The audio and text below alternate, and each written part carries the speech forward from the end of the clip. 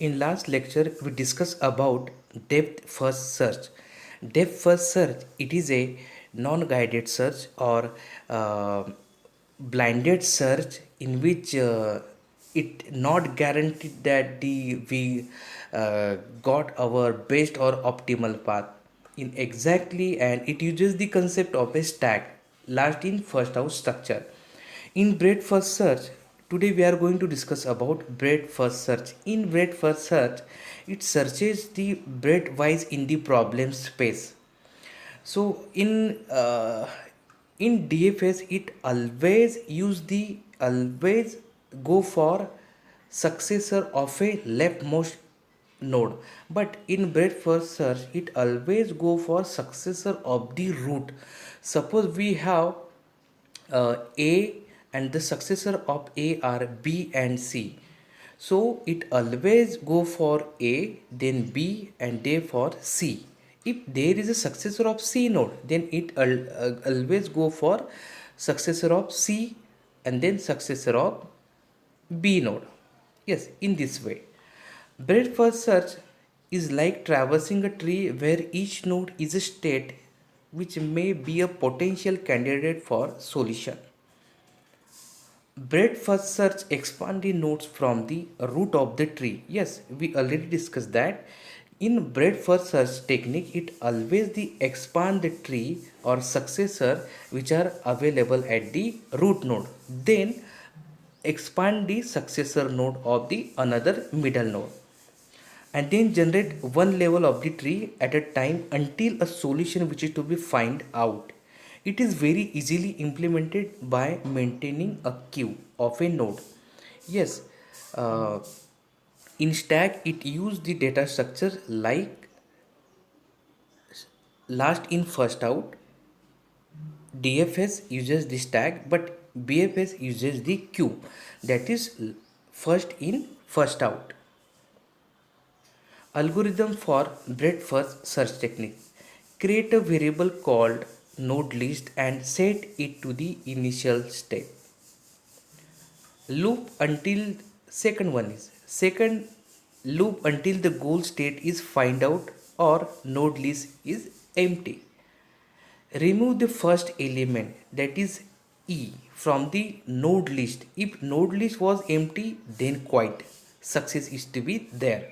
Otherwise, repeat until success or failure which is to be find out.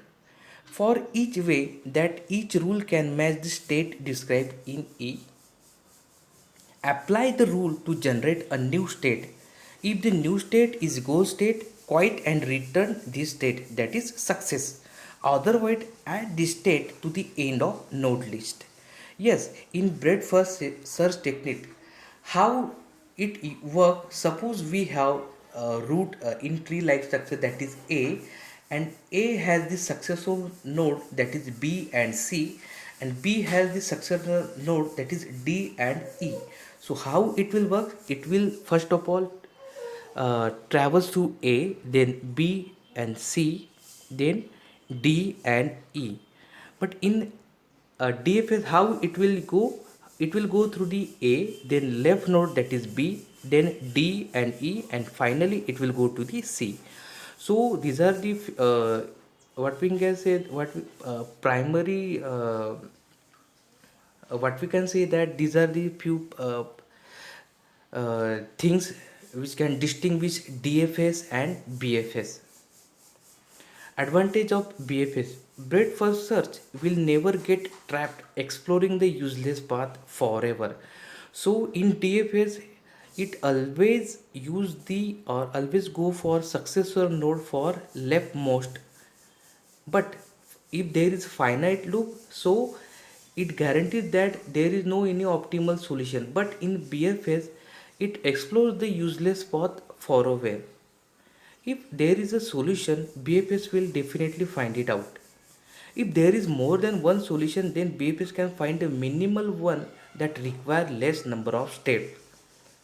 These are the advantage, and there are few problem which are occur in DFS, which is to be overcome in a BFS. In breadth first search, there are few disadvantages. The main drawback of BFS are memory requirement, because it require maximum number of state to count the number of optimal solution.